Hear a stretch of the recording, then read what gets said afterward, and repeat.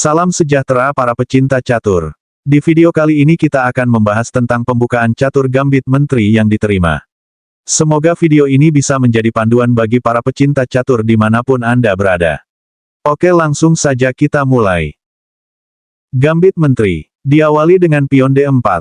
Dibalas dengan pion D5. Kemudian kita mainkan C4.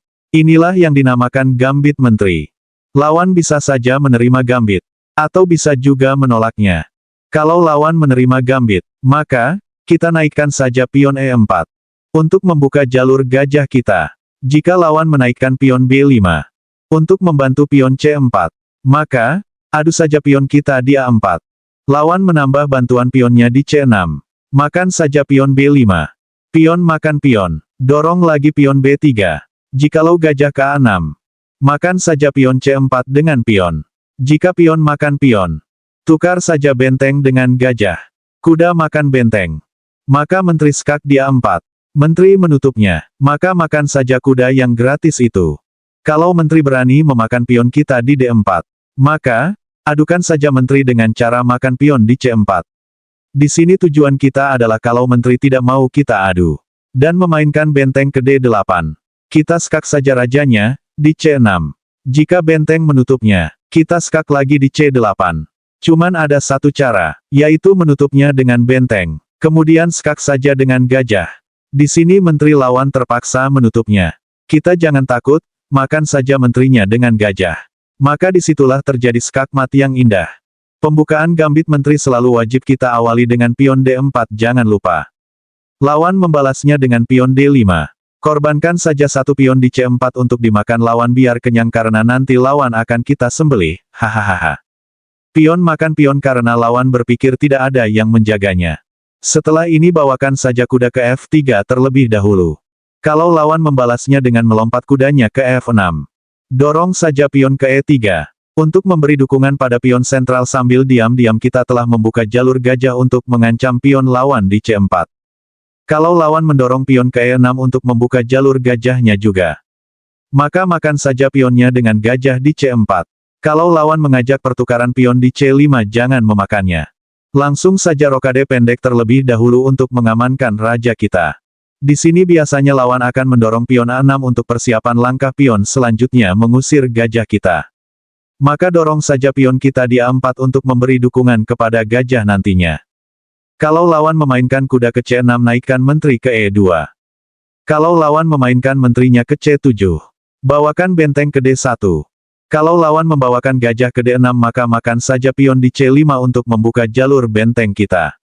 Sambil mengancam gajah, lawan memakannya dengan gajah. Dorong saja pion ke B3.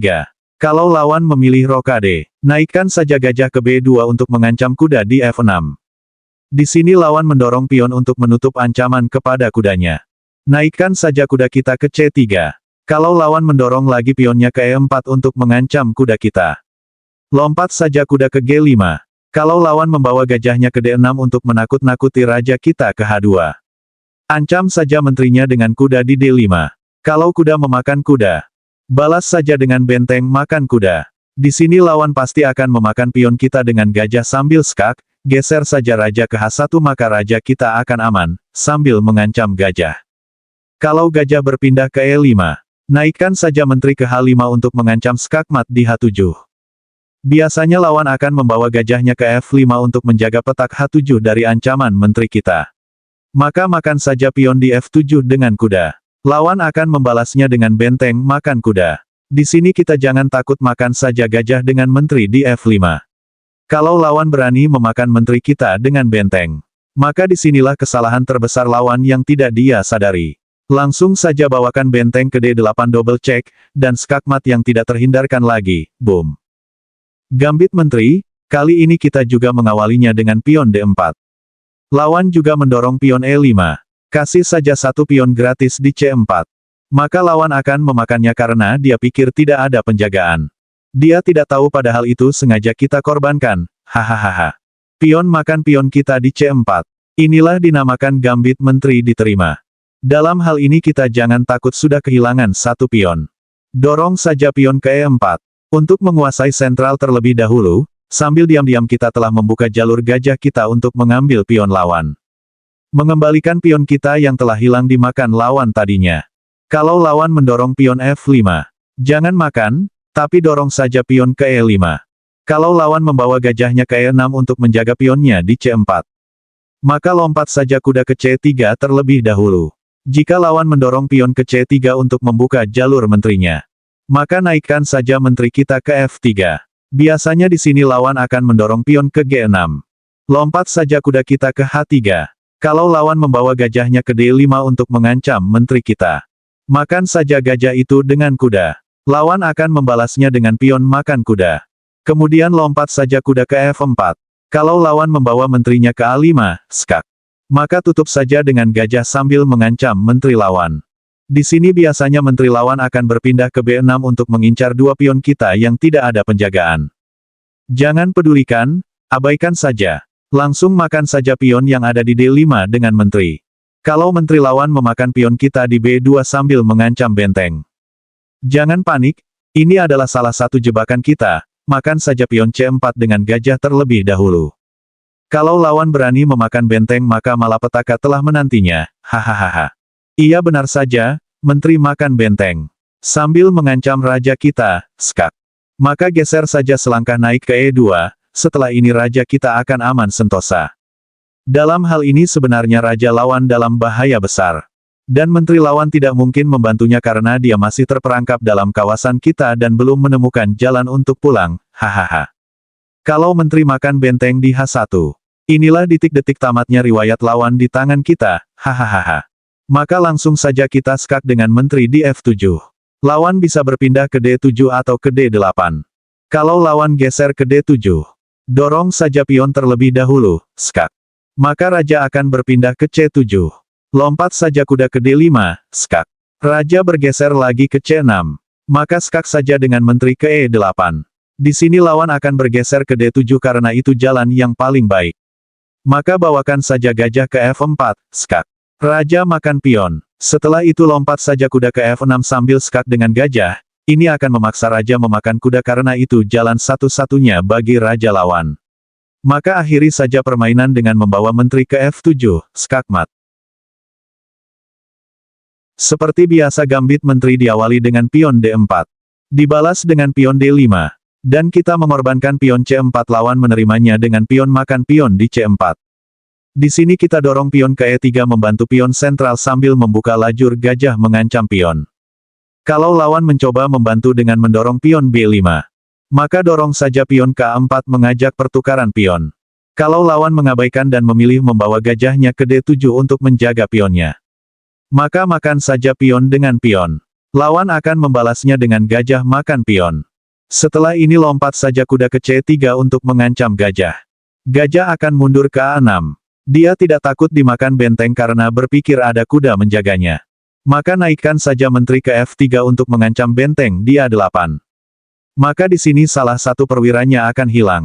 Karena kalau kuda berpindah untuk menyelamatkan benteng maka gajahnya akan hilang dimakan benteng kita. Oleh karena itu dia akan mendorong pion untuk menutupi jalur menteri kita. Di sini jangan ragu makan saja gajah dengan benteng. Kalau lawan membalasnya dengan kuda makan benteng, maka makan saja pion dengan menteri skak. Dalam hal ini lawan tidak bisa berbuat banyak. Hanya bisa menutupnya dengan menteri. Kita makan lagi benteng dengan menteri sambil skak lagi, dan menteri wajib menutupnya lagi. Kita teruskan saja skak lagi di C6. Di sini kita juga akan mendapatkan kuda. Makan saja kuda di A6 dengan menteri. Dan lihatlah di atas papan catur. Apakah lawan akan berani melanjutkan perlawanan? Pasti lawan akan mengangkat tangan dan menyerah kalah, hahaha. Gambit menteri dimulai dengan D4. Dibalas dengan D5, dan dilanjutkan dengan C4. Apabila lawan memakan pion C4, itu dinamakan gambit menteri yang diterima. Di saat gambit menteri diterima, maka kita bisa membuat beberapa gerakan. Di sini kita memainkan E4. Di samping kita menguasai sentral dengan dua pion kita. Kita juga telah membuka jalur gajah kita, itu yang sangat penting.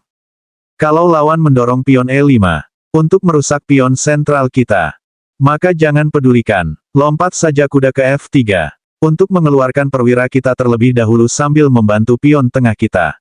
Biasanya di sini lawan akan membawa gajahnya ke G4 untuk mengepin kuda kita. Iya benar saja gajah ke G4. Kita makan saja pion dengan gajah di C4. Kita lihat dulu apa yang dilakukan lawan. Kalau lawan pion makan pion di D4. Disinilah kita mengorbankan gajah kita dengan cara memakan pion lemah di sayap raja, boom. Biasanya raja akan memakan gajah. Maka kita skak dengan kuda di E5. Maka raja akan balik lagi ke E8. Di sini kita akan mendapatkan satu gajah juga. Makanlah gajah dengan menteri. Kalau lawan mengancam menteri kita dengan kuda. Langsung saja menteri kita masuk ke E6, skak. Di sini hanya ada satu jalan keluar yaitu menutupnya dengan menteri. Kemudian kita skak lagi dengan menteri di C8. Pasti akan ditutup lagi dengan menteri, karena hanya itu satu cara bagi lawan untuk memperpanjang usianya. Kita makan saja menterinya. Lawan membalasnya. Raja makan menteri. Lompat saja kuda ke F7.